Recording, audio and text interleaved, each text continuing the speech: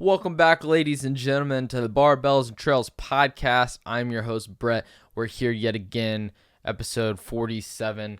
We're getting close. We're only 2 months away from, like a month and a half until the first year is finally upon us. And you know what? We might actually hit 100 subscribers. It's kind of a toss-up. We'll kind of see. But welcome back yet again. I'm glad you guys are here with me. I hope y'all enjoyed the last week's episode, but let's just get into it. All right. So things that have been going on recently. I'll be honest, I have not been. I'll be honest with you guys. I talk to you guys and tell you about whatever. I've not been into the gym in 2 days. For me, that's not good. At least recently. Actually, now that I think about it, I probably should have at least just got in there today. But I've still been exercising. I actually have told. Me and my sister are doing, I forced my sister into doing this challenge where we are doing 5 burpees, pull-ups, burpees, push-ups, and squats every day.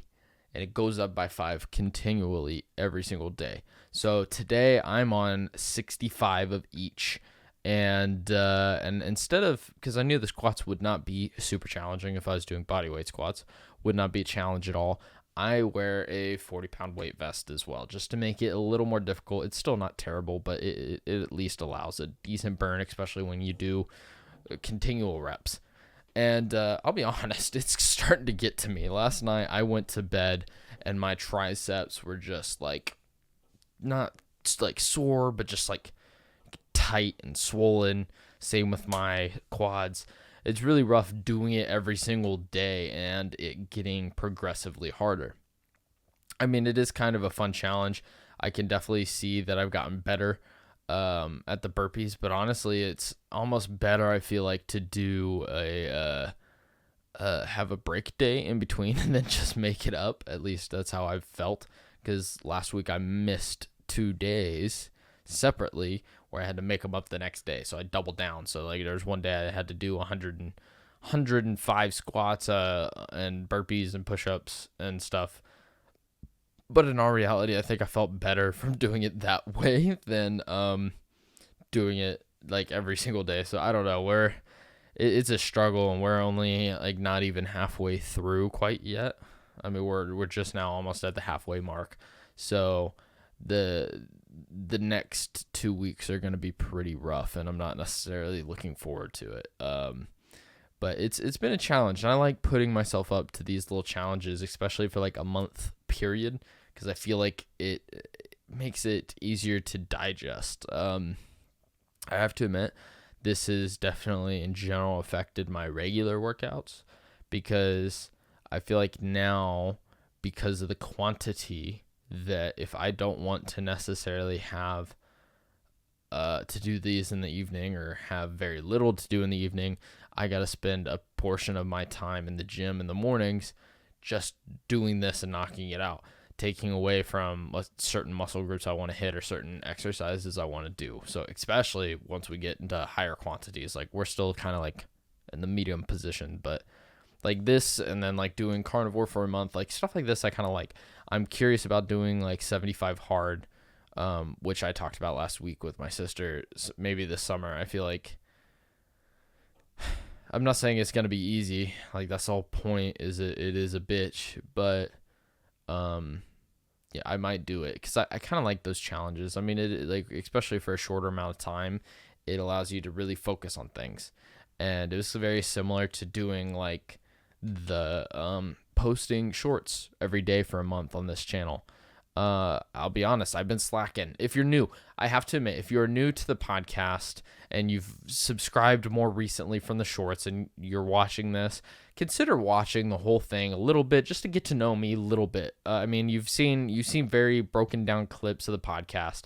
Sometimes the podcast, I have to admit, can be very dumb, but there are other points, and I think that's every podcast, but there are other points I get into some very interesting topics and tangents and stuff, and I hope you guys enjoy. I do appreciate any new subscribers, and if you haven't, and this is your first time watching or listening to the podcast, please consider subscribing or following on Spotify or whatever platform you're listening to. It is very much appreciated. And if you guys want more content, I mean, hey, we're still going. Like, I'm not going anywhere anytime soon. I do procrastinate sometimes when it comes to recording these, but I'm trying to get better on that and actually be more prepared. And I got some ideas later on to make it more interesting. I like doing like little challenges, and I think those will be fun on this podcast. One thing in particular I would love to do that I've done in the past, it's been years, is I've obviously done Truth or Dab, if you guys have seen that video with my sister. But at one point, me and my friend Noah, my buddy, we ate the world's spiciest ramen. I would love to make that again and pop that and eat those on the podcast. It was terrible. It was super rough. It was very painful, but I like challenges like that. I want to try taking some like slight YouTube challenges technically for like regular videos and concepts, but kind of put them in a podcast form and kind of lengthen it out and establish more. But yeah, so if you guys are curious about this podcast, please consider subscribing. Still got a long way to go. I'm still a young lad, and most of you I know, at least from my shorts videos, since I have larger demographic to look at now, I'm like an 80% male audience, which I don't necessarily, I did not expect. Like, it wasn't necessarily surprising, but for all my guys out there, like, fucking subscribe. Like, I love you guys, and the ladies too. I'll take all y'all. Like, it's whatever. I want you guys to enjoy this as much as I do at times, and I know, yeah, it's kind of slow, but I'm not trying to make a Mr. Beast video. I'm not trying to do all this stuff. And this is just kind of a way for me to outlet and maybe bring up new topics to people that's never heard about it, just because I listen to and read and try to basically shove my brain full of information at times. So I think I kind of use this as an outlet to maybe capture or send this out to more people. Even though there's people with larger audiences, you never know. This still might get to people that hadn't heard of certain things. And but anyways, so I did the shorts, and I want to get that back on track. I do want to get the clips channel back on track. Hopefully, yes, next week I will have all that ready, where I want this to continually post again with shorts and clips on the clips channel, which is separate. And I want to get those like actually running continually, and make it easier for everything, and just have more out there for you guys. But either way, in the news this week, I noticed and was listening to a podcast today. Well, a news podcast, and so apparently we are finally discussing yet again the origins of COVID, and how now things are kind of pointing towards lab leak, which, I mean, got tossed around for a long time. And in all reality, I didn't know what to think when everything first happened. It wasn't a political thing when it came to where the virus came from and all this. I think people calling it like racist to suspect this, or like when Trump said it's the China virus, I can't say that's it's not a little much, but the virus did originate from China. So I don't, like, some people just really love trying to find things to get angry at. I'm not saying him saying that isn't necessarily insensitive in any way, but at one point some people do got to get over themselves. And but in general, it's just crazy that it's been 3 years and this is being talked about by federal agencies like the FBI and the Department of Energy, which I found really weird. I was like, why is the Department of Energy being the one to discuss this? And then I found out that they're the ones that actually deal with making sure certain laboratories around the world and in the country, or ran by U.S. countries, are up to standards with safety and all these different things. So it makes sense that they're actually the ones coming out and being like, hey, by the way, you know what? This lab makes a lot of sense. And actually, this is very, very, very possible. And also, it just seemed like it was a possibility. Like, it could have kind of came out of the wet market or whatever, like in the sense of people there were probably getting sick, but it was also very close to that laboratory. And and and there were a history, or at least a there was confirmation that there were some people showing COVID symptoms and getting sick in November of 2019 that worked at the lab. So it probably got out 2 months sooner than people realized, or at least a month. And it's like you're working, like it's literally a COVID, like it's not COVID necessarily laboratory, but they focus on COVID viruses, at least they're known for that. And it's like for something like that to get out,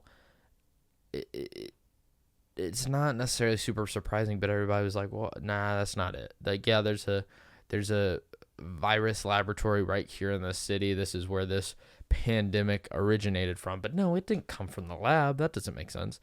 It's like some of this stuff is just common sense. And so it's just tossed around for a long time. Like, I remember listening to videos and watching people talk about how it originated, and it was from whatever animal mixed to another animal and then passed to humans and blah, blah, blah. Like, I remember listening to that and reading that. I mean, not necessarily believing it, but just kind of taking it for what it was, because there was such a lack of information at the beginning of this pandemic. But it's just like now people are starting to come out with it. And then Fauci's still saying that, no, that's impossible. He had nothing to do with it and all this stuff. And it's like, I don't know. I don't know what there is to do with this whole situation. At one point, I think this information doesn't necessarily have much merit nowadays, in the sense of what it could change. Might change laboratory regulation and safety and where our money's going, but it doesn't have any effect on what COVID was and did. At this point, it's been too late. And so it's just like, I don't also know why people are still getting into arguments over something that happened 2.5 years ago. And I mean, yes, millions of people died, but in all reality, it could have been so much worse. There's so many worse viruses we've dealt with in the past that has literally wiped out massive populations of people. Literally 100 years ago, the one pandemic, the worldwide pandemic that they compared COVID to, ended up killing 50 plus million people. We didn't get anywhere near that. And at the time, we had a lower population too. So 50 million was a lot larger in comparison to the just amount of people around. So I'm not saying this wasn't bad for a lot of demographics and it wasn't terrible. Like, I had COVID and it wasn't fun. But at the same time, for the majority of people that are healthy, exercise, young, and not in certain categories of people that have like diabetes, asthma, and other onset conditions, it wasn't necessarily a super large threat. So like the whole lockdown thing, it was so crazy. I mean, it wasn't bad here, but it's just like we didn't know what to do. So I can't blame anybody. I don't think it's anybody's necessary fault. I just hate when so many fingers get pointed in either direction, just from a party side, party limits, and like, well, the Democrats are saying this, the Republicans are saying this, and people just fight and argue over the dumbest shit. And that's what gets so annoying after a while. That's one reason why I try to keep up in the news, but I only listen to a few sources. And one of those is Breaking Points, just because it's a very non-biased opinion. They take it from 2 points of view from both Republican and Democrat sides, people that have worked in the industry for years, but it doesn't have all this extra bullshit. It's all independent. It's not flooded by like advertisers and stuff that have an agenda to push or whatever when it comes like compared to like mainstream media and news. And it's just so heated for no reason half the time. But not only that, but now that I just saw today, like apparently this was happening over the weekend. I was not aware of this. What was it? It was what was the name of it? It was a bank in California, Silicon Valley Bank, got basically, what's the word? Taken over federally, because it was basically going bankrupt and collapsing. And then now all of their accounts are FDIC assured. And that means all of the deposits. That doesn't mean the $250,000 limit that's typical FDIC insurance covers. So people are worried that this is going to change bank, I guess, regulations, in the sense of more fees possibly ending up back on the regular people and taxpayers to cover insurance for probably the people that are having billions or millions of dollars in bank accounts. They're getting insured, and part of that's being paid for by the person that might have $2,000 in the bank account, which is kind of ridiculous in that sense. But it's just crazy that such a major bank and such a very important place that is involved in a lot of businesses is now being bailed out, and who knows what this is going to cause in the economy recently. And it's kind of crazy that it's happening, and it happened so quickly, because I mean, I thought I saw something like Friday, which I think is when it happened. Didn't actually listen or read anything until today, and I was like, oh, wow, okay, like big problem. I think Roka, the TV or software company, I think it's both, had almost all their finances in one bank when it came to their cash, one bank account in that bank, and it was almost $500 million just sitting there. And as a business, especially a business that size, that's the dumbest thing you could do, is have all your money in one place, especially knowing that it's not supposed to be covered and insured. You should want that spread and put in different places so you don't lose your money. And I mean, I think it's Apple that has almost $500 million or more just in cash reserves. And I don't know if that sits in a bank. That could actually sit somewhere on an Apple facility somewhere, because they just want that reserves just in case they need it. It's just there. So this is a pretty interesting whole scenario going down right now with that bank and what's going to happen. But it was crazy. Between that and what is going on here this weekend, I watched the Sidemen Sunday, and it was like basically a don't move challenge or whatever, kind of almost like a patience test from back in the day. And I heard that JJ had KSI had been tweeting about it and all this stuff, and saying that like the stuff that's happened in this video is never gonna happen again, like this is crazy, blah blah blah.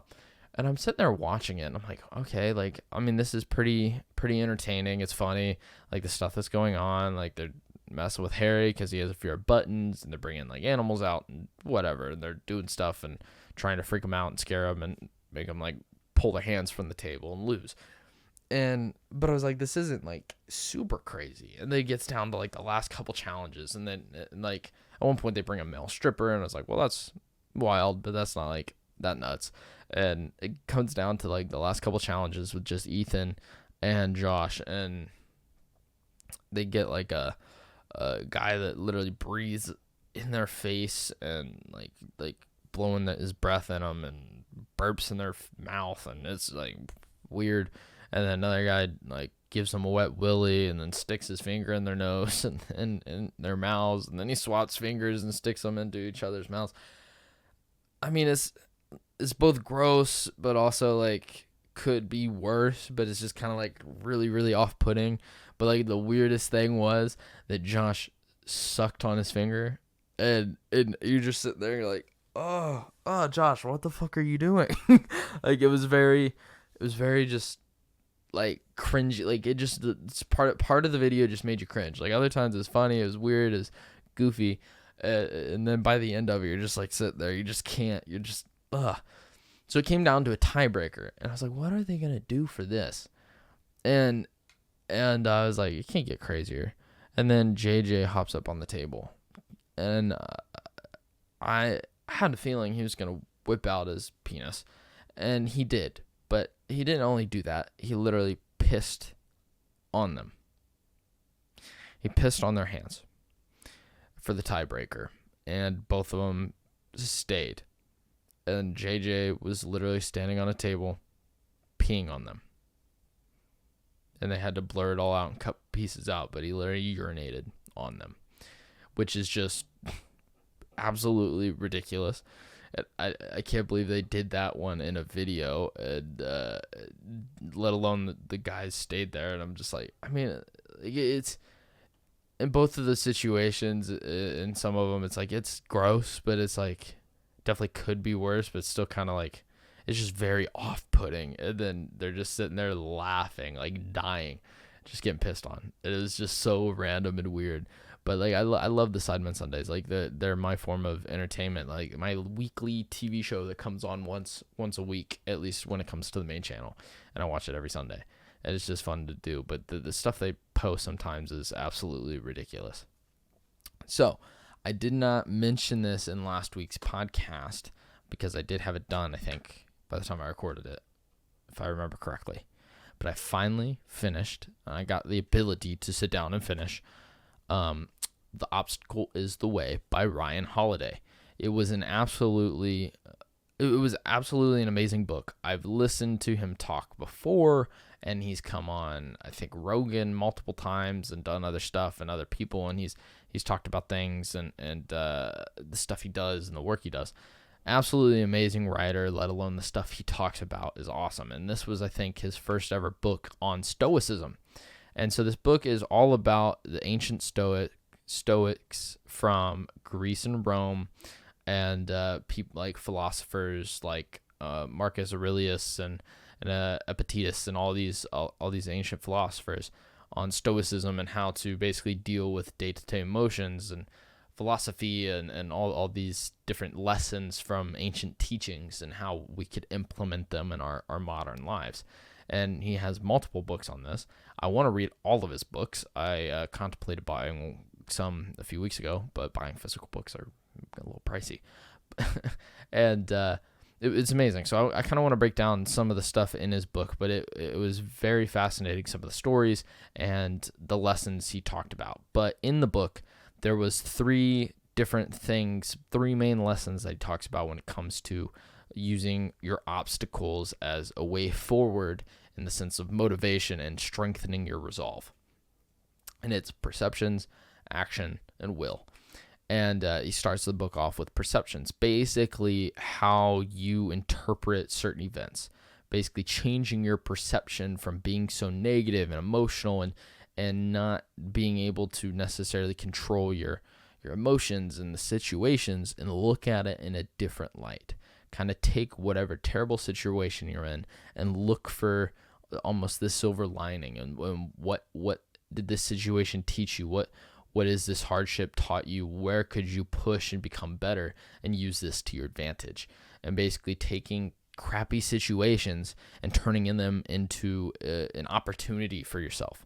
And I think some of these Stoic teachings are I've heard and have been taught in different formats all the time through different people and books and other stuff. But this is like the very raw, like more, I guess, ancient teachings thrown right at you. And then he takes other stories and kind of implements them as well, where it's broken down almost in their language and it's not necessarily interpreted and put into a modern perspective totally, which I kind of like a little bit. Like it gives you what they're seeing. And I would love to read Meditations in Marcus Aurelius's book. And because I've heard it's fascinating and I can't wait to actually read it. But basically he talks about with the perceptions is controlling your emotions and to be objective in whatever it is you're dealing with and understand that like you can change how you feel about these situations. We control our emotions. We control our perceptions and understand that and how you can use your perceptions to your advantage if you change them in the right way. Now, when it comes to action, he talks about focusing on the process. He does talk about some modern examples with Alabama's famous football coach and many other people where just taking action in something and actually just working towards the thing that's there, being consistent, which I've talked about in the past, but I've also read from other books about being consistent and persistent in whatever it is you're working on. And just what could I do today that will make this easier or help me get past this obstacle. He talks about how most people look at the end goal but don't focus on what it is they could do now to actually get them there, and then they procrastinate and might not actually work towards the thing they really want and push it off years back or whatever it is and never end up doing it. And basically saying take action and what you can control right in front of you and work towards it. Like, work on what you can do right now and not worry about the other stuff. Focus on what's here. Don't look into the future in your head. And one of the examples he talked about in the book was Thomas Edison, and how it took him over 6,000 different experiments to end up finding the right filament to create the light bulb. And there was other people working on it, but he was the most persistent person when it came to trying to figure out the right thing. From even using his barber's hair as a filament possibility until he finally found the right thing. And it was because he was able to just keep working towards it and grinding and figuring out what it is he needed and basically chipping away at every possible option. He eventually found the right answer. And because of that, he created the light bulb, which changed the world. And something I don't know if he realized would have such an amazing impact in even today's technology by his work. But then, last but not least, he talks about will. Basically, your inner fortitude to be able to endure during these tough times and these obstacles and to keep going. He talks about basically your just being able to actually endure these challenges and really put up with things, to understand what you can and cannot control and not letting that kind of like tie you down. Understand that you can control your emotions, your actions, your judgments, the way you perceive things, but you can't control other people's thoughts, things outside of your control, like weather, other people, just things. I all of a sudden I can't think of examples, but you get what I'm saying. Things you just can't possibly control because it's so out of your touch that you just need to worry about what you can do and what you can change in front of you. He talks about premeditating adversity. Basically, look at what could possibly go wrong and be prepared for it. And sometimes people are like, oh, you don't want to think about the bad things. You don't want to do all this. You just want to focus and be confident and work. And it's not necessarily that that's not true too, but sometimes you got to look at what could go wrong and prepare for it in whatever way. So if it does, it's not necessarily a big deal and it doesn't actually set you back and giving you that ability to actually control what you have, like to control those situations. Because it's like, if you're worried about a specific business venture and not having enough money because you didn't save enough back, and like if something goes wrong, you don't have this deal, it could collapse your business. Well, focus on not spending as much or cutting back and putting back a safeguard so that if something bad happens, you don't got to worry about losing your business because you prepared for it. That's an example of it. But his book was absolutely amazing, and I encourage anyone to read, listen to his works, or anything. Just read the book, The Obstacle is the Way, and it's absolutely amazing. It's made me reconsider some of the things I got to do in my own life, but at the same time, I see certain things that I've noticed in myself that I implemented without necessarily realizing it. And but there's still stuff I have to work on, because there's never nothing that we don't have to work on. But Ryan Holiday comes out with some amazing stuff. I know he has many books. I think he has multiple more still to write, and he's made absolutely amazing books. They're not even super long books either, but he goes super in depth, and he's an amazing writer. I know he also has an Instagram called The Daily Stoic, where he typically takes quotes from these philosophers or whatever and breaks them down just to show you every single day and basically in some way encourage you. And I think that's one reason why I want to read Meditations in particular, because I've heard him talk about it, is that part of the book, you're listening or you're reading, whatever, you're reading the book Meditations, and you're literally reading these stories of basically Marcus Aurelius's journal. And he is the emperor of Rome. And at the time, that's literally the most powerful position in the world. This man could do anything if he wanted. And if he wanted to, he could be a tyrant. but a very peaceful stoic man. And he talks about even back then, 2,000 years ago, that he writes about laying in bed because and not wanting to get up in the morning because it's so warm and comfortable, and he doesn't want to deal with the day's hardships, and how the stuff he writes about 2,000 years ago can still relate to modern issues today and with people dealing with things. And I found that actually kind of fascinating, and I still want to read the book eventually. And I want to because of that, because it's like the emperor, the most powerful person in the world, is talking about some of the same things that I deal with now. And this was 2,000 years ago. And it's just kind of crazy to think about, but it's like, we always think that in a way that we're so special, or the things that we're dealing with are so unique to us. And in all reality, we're not necessarily. Someone has dealt with something identical or very similar to you, or we deal with similar situations. Like, no one has a great childhood. Like no one can say they have the greatest childhood. There's always, it doesn't matter what situation you're in. You could be dirt poor and growing up on the streets, or you could be a very lavish childhood with very wealthy parents. But there's gonna no matter what, there's gonna be issues with everyone's childhood that someone's gonna pinpoint. Even if someone has had such an amazing childhood, there's gonna be something that they feel like they didn't get in it. In that sense, it's probably more of an emotional side, but also in a poor family, it's not necessarily the emotional thing that they might miss out on their parents. That might be the thing that their parents were great at, to be there and support them, but it would have been the financial, it would have been the experiences, it would have been all this other stuff, or their parents weren't around for them because they had to work and struggle. But everybody has something in their past that they hold on to, and everybody thinks it's just them, or, oh, my life was terrible, or all this. But it's like, there's so much that we all relate to that we overlook, that everyone's dealt with some bullshit, especially in their childhood or in other times, that we're more similar than we are different. And I think people nowadays just kind of forget that. And I really do hate it, because there's so many things that we have in common that get overlooked, and people just love to fight and argue. And it's sad that that's today's reality. But I thought that was an amazing book, and I can't wait to possibly read more of his in the future.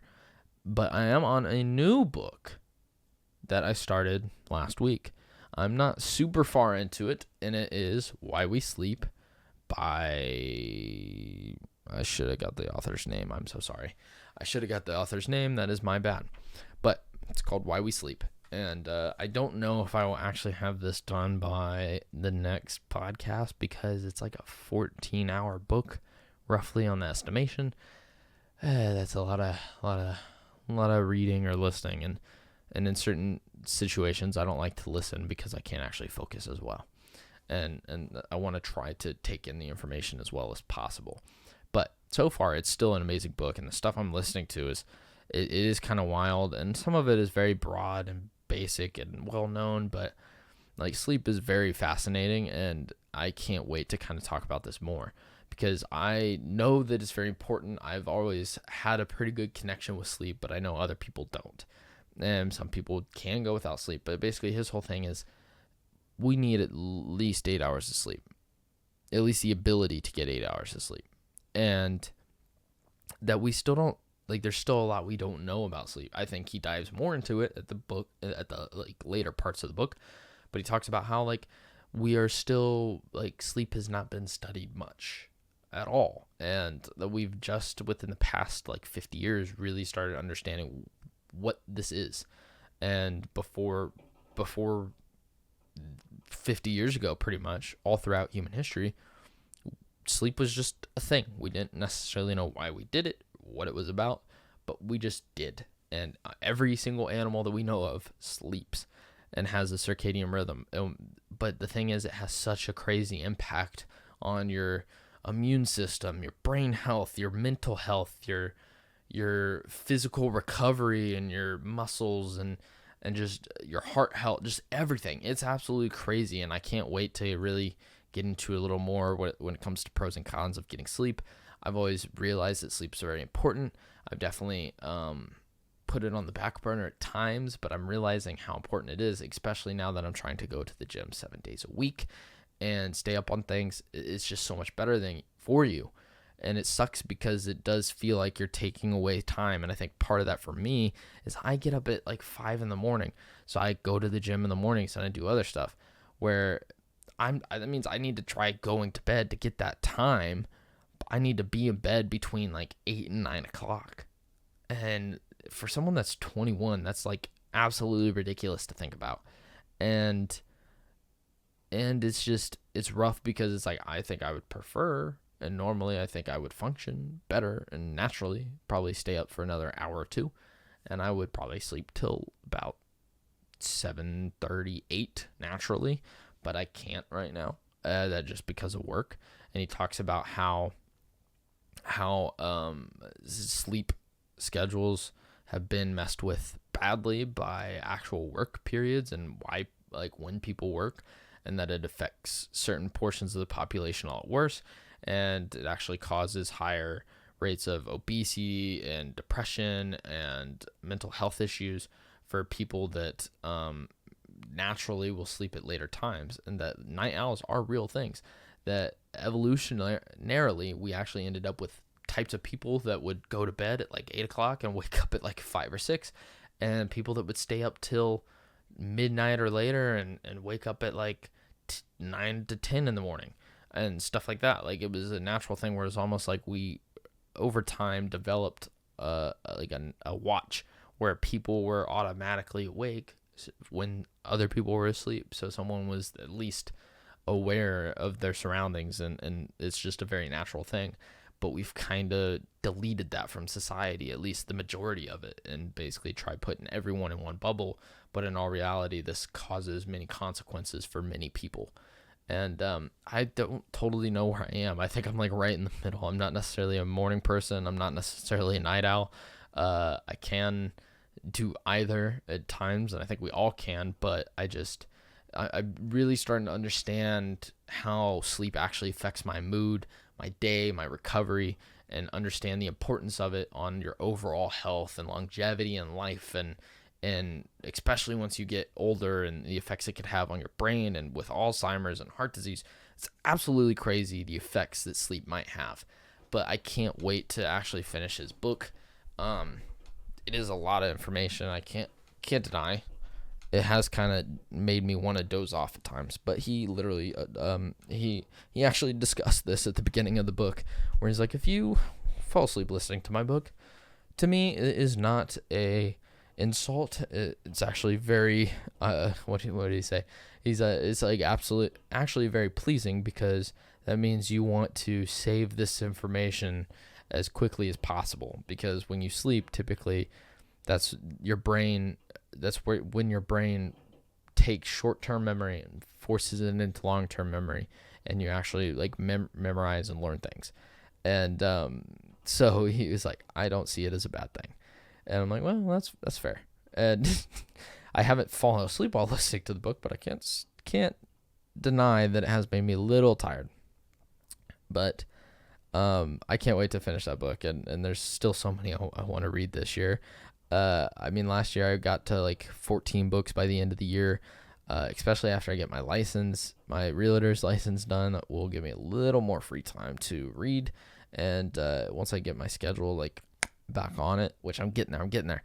Like, I'm slowly ironing it out over the past couple weeks, and I'm like just trying to smooth everything into a nice operating system. And I want to try getting like 25 plus books this year, like listened to, physically read, whatever, like it doesn't matter. I want to try getting a lot of books read. So this is just the one I'm on at the moment. But as of last week, I hope you guys did enjoy the podcast with my sister. We talked about quite a lot of different things. Comedy is really on the rise, and I can't wait, because I think it's next week that Bert Kreischer's special comes out. So I can't wait to watch that. I'm definitely going to talk about that next week, because it's just I love comedy, and I just love comedy. It makes me feel good. I love people having the ability to talk and say ridiculous shit with no repercussion Not saying there's not repercussion, at least words said from certain people because they don't like it, but I find it absolutely fascinating and it's hilarious and I love it. I love being able to say the most ridiculous, outrageous stuff.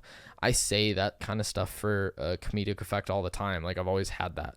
And in certain cases, in certain places, and around certain people, some of the shit I say, people would not like. And it's not even necessarily that bad. But I know some people won't like it, but it just depends on the situation that people use things. And I like that comedy kind of allows that, like, very open thing where it's like, yeah, like this is for comedy. It's supposed to be outrageous and get reactions. Like that's the whole point.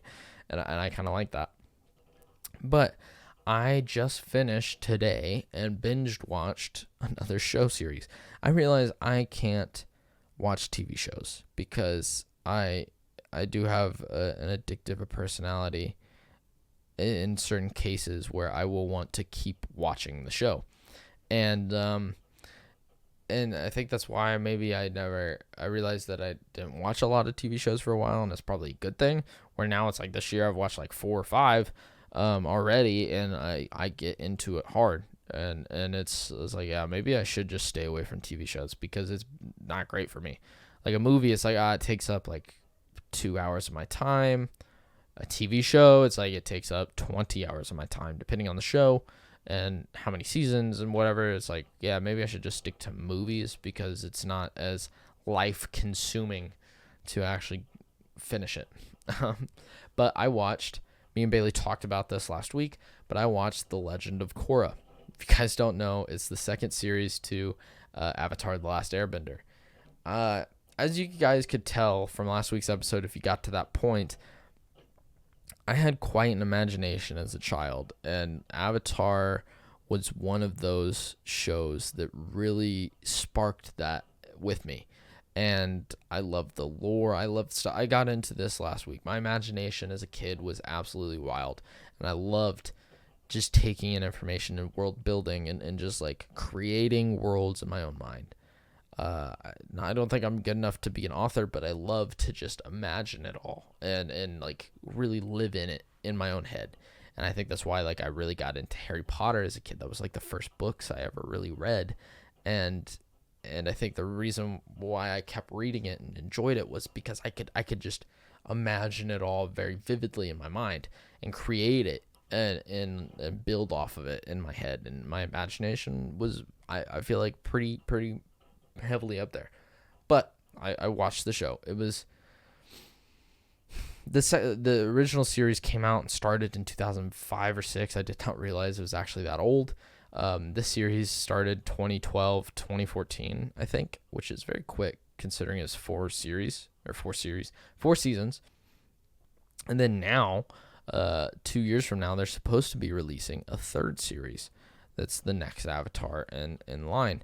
And the whole concept of the show I love because it just built my imagination. It's like nostalgic and all this. This is the first time I ever watched Legend of Korra. I never watched it when it came out, but Avatar I absolutely adored. And the original series.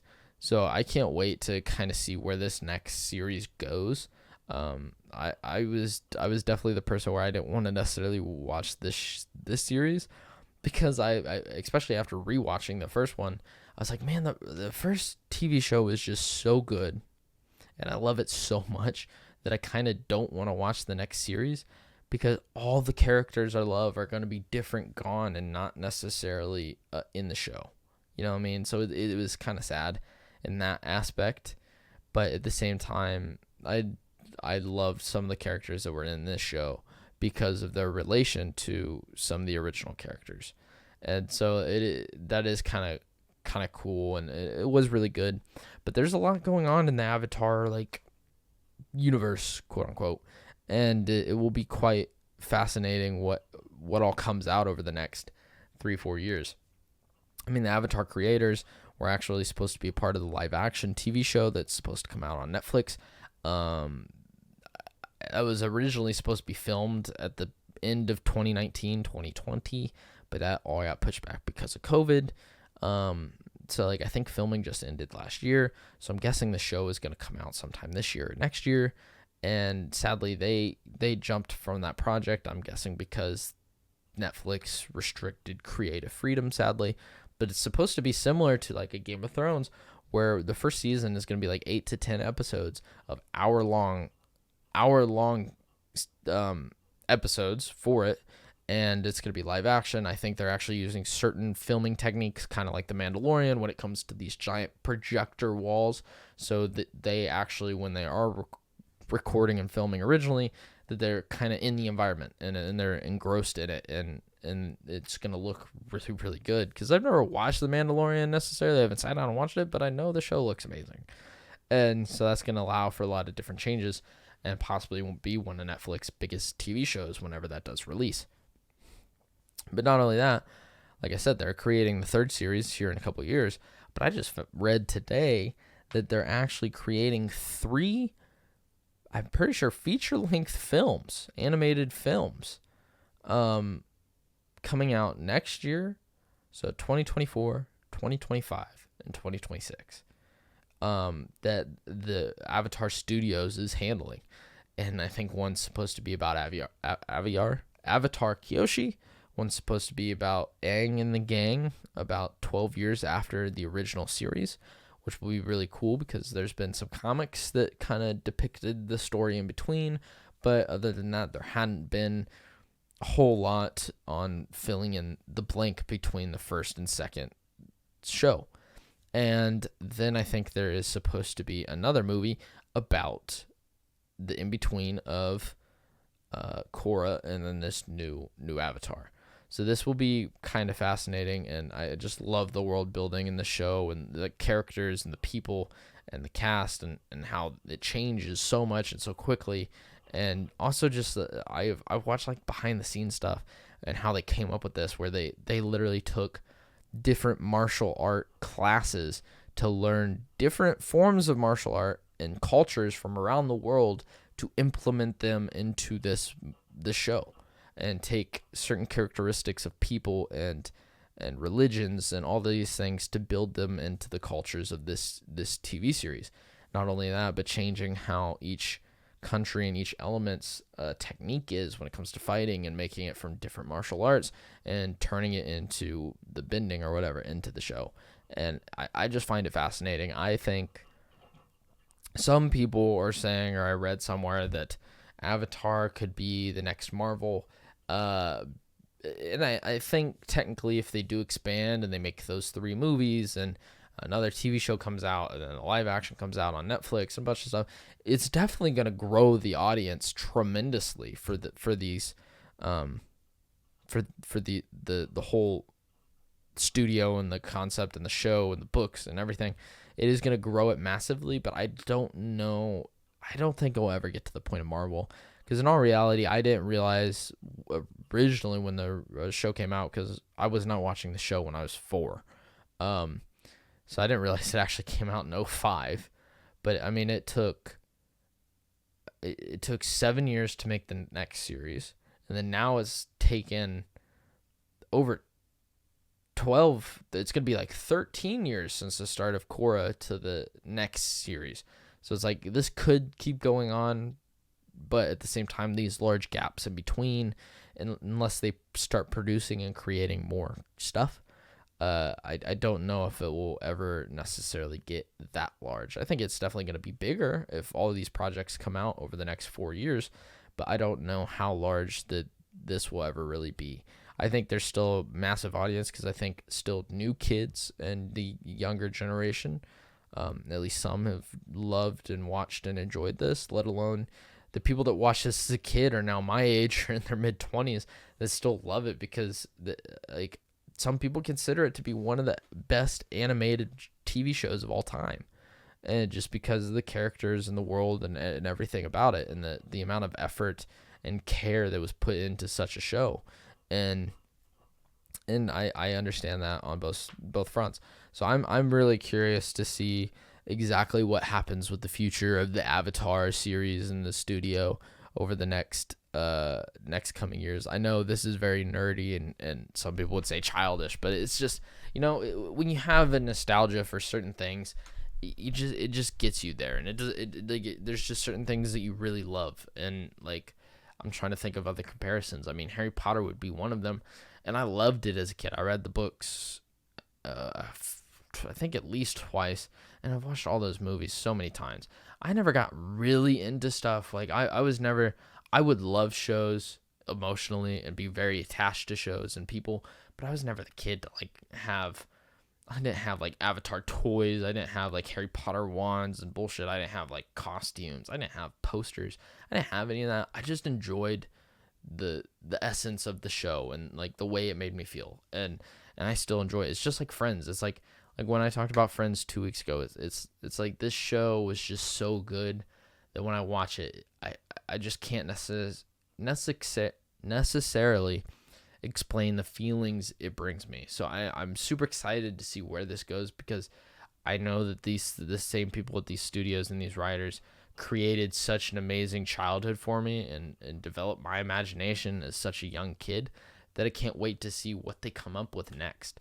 It's kind of like Avatar, like not the Blue People Avatar, with the first one coming out in 08, 09. I was a kid and watched it and loved it, and it was amazing. And then the second one not coming out until the end of last year, and then now 3 or 4 more possibly being made over the next 8 years. So it's like it's something that you really, really enjoy, but you can't wait to see what ends up coming and building off of it. And the bad thing is the time in between where you got to wait on these projects. It's like, man, I want these projects to be good, but I wish there was a quick turnaround, because you really, really, really want to see how they turn it and enjoy it and watch it. But we'll go from there. But all right, everybody, I do appreciate everybody listening and watching. If you're still with me, if you are, please consider subscribing and liking down below, and possibly even click on the bell icon to turn on notifications. I really do appreciate it. I don't know if you guys understand how much I like having an audience. I have 83 subscribers, but for me, like, if I would have talked to myself at 15 and I said I had 80 subscribers, I would have fucking loved it. And it didn't matter how I did it or who was listening or if they're actually paying attention. I would be pleased. And I am happy that whoever's watching does watch. And if you actually do watch these things to the end, I'm very grateful. And but I hope you guys did enjoy it, and I can't wait for more books to be read and other stuff for me to do this year. And we're working towards the first year of the podcast, and I want to have more people on and stuff this year and do other things and make it more exciting. And I want to post more consistently with stuff, and there's still a lot I want to do. This is still in its young stages. I'm still just trying to figure this out and enjoy it. I'm just having fun. This is still like a pastime for me. It's not something I have to do by any means, but I just kind of enjoy it. And I force myself to. You know what I mean? Got to be consistent, like we talked earlier. But I do hope you guys enjoy, and I hope you guys have a great week. And I will see you guys all next week. Peace out, everybody.